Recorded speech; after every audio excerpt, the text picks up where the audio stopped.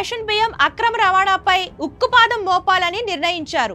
Ration బియ్యం అక్రమ రవాణాను వ్యవస్థీకృత నేరంగా పరిగణించాలని ప్రభుత్వం నిర్ణయించింది.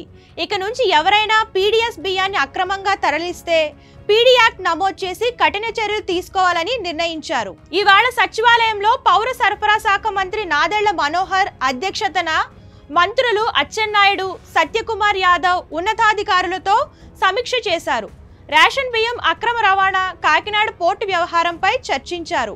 ఈ సందర్భంగా ఏపీలోని పోర్టుల నుండి రేషన్ బియ్యం అక్రమ రవాణాలపై ఉక్కుపాదం మోపాలని నిర్ణయించారు.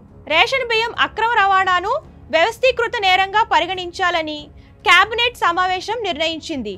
ఇక నుంచి ఎవరైనా పీడీఎస్ బియ్యాన్ని అక్రమంగా తరలిస్తే పీడీ యాక్ట్ నమోదు చేసి కఠిన చర్యలు తీసుకోవాలని నిర్ణయించారు. గోదాముల్లో యంత్రాలు ఎలా ఏర్పాటు చేశారని రాష్ట్ర మంత్రులు మారిటైమ్ బోర్డ్, కాకినాడ పోర్ట్ అధికారులను ప్రశ్నించారు. సార్టెక్స్ యంత్రాలను ఏర్పాటుపై విచారణ చేపట్టాలని, అందుకు బాధ్యులైన వారిపై కఠిన చర్యలు తీసుకోవాలని ఆదేశించారు.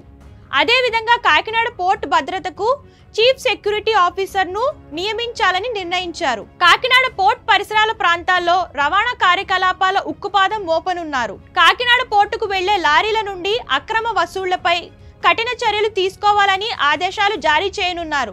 అలాగే కాకినాడ యాంకరేజ్ పోర్టులో బియ్యం ఎగుమతి చేస్తున్న స్టెల్లా నౌక జప్తుకు చట్టపరమైన చర్యలు తీసుకోవాలని నిర్ణయించారు.